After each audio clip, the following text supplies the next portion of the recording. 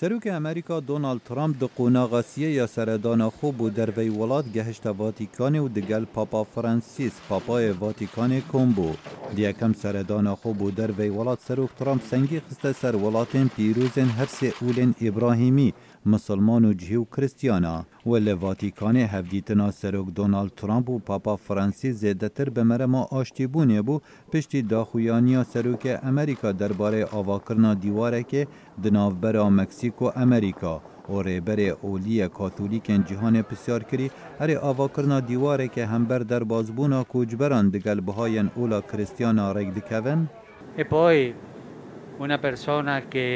او کسی هزرا آواکرنا دیواران لهر جهه کی بکه و پران آوا نکه او نه کریستیانه.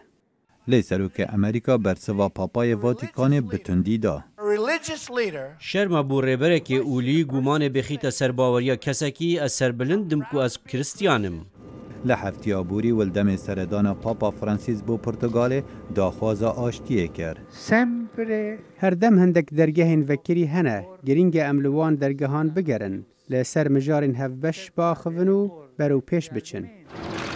دونالد ترامپ یکم سروک امریکا سردان دیوار ناسیار به دیوار روش آوا یا هر پیروز لدفجهیان بکد. سروک امریکا تیکلیان قایم دگل سروک وزیر اسرائیل بنیامین نتانیاهو یتن و هیوی دکت وان تیکلیان بو دانستاندن آشتیا روش حالاتا ناوین و دیجی تیرور بکار بیند.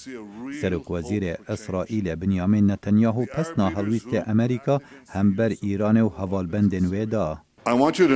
از دخوازم تو بزانی گورینا سیاست امریکا هم بر ایران چند دلخوشیه بومه.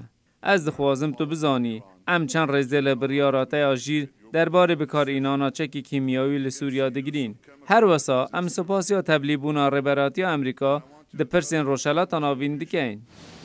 دگل پیشوازیا گرم ناکوکی دناوبر امریکا و اسرائیل لسر آوا کرنا آکنجیگه هنجهیان لدورین فلسطینیا سر هلدا لی هر دو ریبر هفرا بون درباره گفن ایرانه. ام به هفرا دکارن کاری بوب داوی اینانا تندو تیجان لإسرائیل و توایا جهان بکن و یا هر گرینگ امریکا و اسرائیل یک دنگن و رینادن ایران چجاران چکی ناوکی بدست بخیتن و دوی ایران پشتوانیا خوب و تروریستان داوی بینه. و به همان زاراول عربستان و سعودی و لحفدیتنا ریبرین 54 ولات سنه سروک دونالد ترامپ سنگی خسته سرول ایران دنه آرامیا رو شلاتا ناوین دا و ریبرین مسلمان سنه هاندان بو پیکینان هف پیمانیا دجی وکو او دبیجت اسلاما رادیکال.